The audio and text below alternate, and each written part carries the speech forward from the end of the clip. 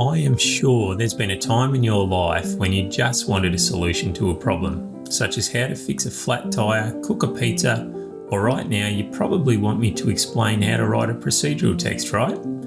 Don't stress, we'll get there, but first we must understand its purpose. A procedural text is an informative style of writing where your objective is to provide your audience with knowledge on how to do or make something. You have most certainly encountered procedural text already in the form of directions, instructions, recipes, rules for games, manuals and agendas. Procedures are all about the how and what. They don't contain opinions, moral messages or irrelevant information that might confuse your audience. Instead, they cut straight to the chase to get a job done. There are 4 pillars to procedural writing and you must address all of them. They are your purpose, what are you going to do? Your resources, what you'll need to do it. Your steps, how you will do it. And your conclusion, that will tell you if you have finished it and what next if necessary.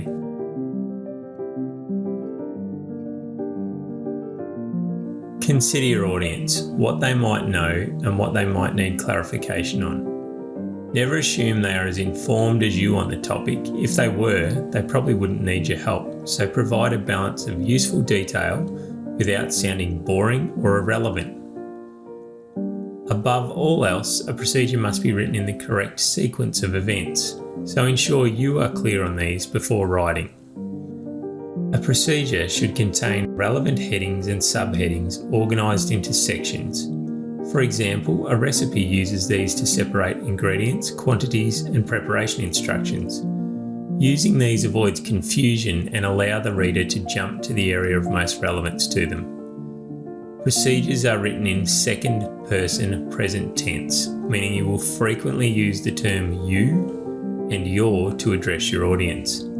For example, ensure you wash your hands before handling food. Use relevant vocabulary to the task. Don't dumb things down and refer to any specialised terms or tools required, such as clarifying whether something is measured in millimetres or inches. Use connective language and conjunctions to ensure a sense of flow to your procedure that doesn't sound robotic. As a procedural text may literally be the difference between life and death in an extreme situation, your directions must be accurate and efficient, so keep your language formal and tight. Finally, if you can add some great visuals such as maps, diagrams and photos, this will save you a great deal of explaining. Here is a procedural text template. You can download it free by clicking on the link in the description and view some procedural text examples while you're at it.